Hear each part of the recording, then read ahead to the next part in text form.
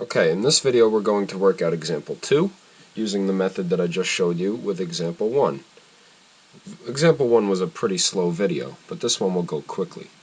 So, looking at example 2, if you were to solve for x the way that this equation is, using the distributive property and then inverse operations, you would get an answer of x equals 2.4 with the 4 repeating.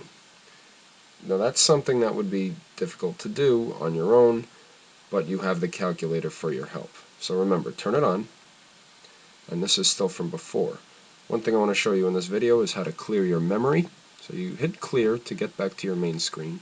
To clear your memory in all entries, you hit second, plus sign, the number 7 for reset, then just hit enter, and then the number 2.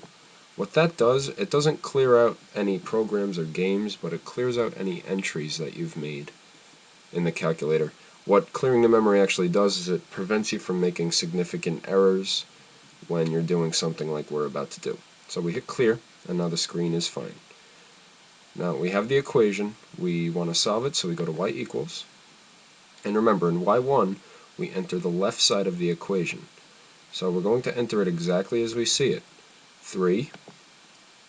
Now we open the parentheses and we put in 4 minus 5x. Be sure to close the parentheses. And you don't have to tell the calculator to multiply. It knows that when 3 is outside the parentheses, that it is going to multiply by that, just like you would do if you were doing the distributive property. Also, one thing to be careful of, this is the minus sign. This button here next to the period is the negative sign, in case you have a negative number.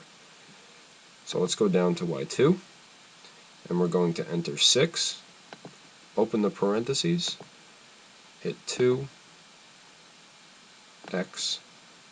minus 9, close parentheses. Make sure that it's correct, and then you hit graph. And again, it looks like these two graphs are going to intersect further down, so we need to zoom out. So hit zoom, number 3 for zoom out, and then hit enter just once. Should help us. And you see it does, but it's hard to see. The intersection looks like it's down here. We have no way of knowing what that point is.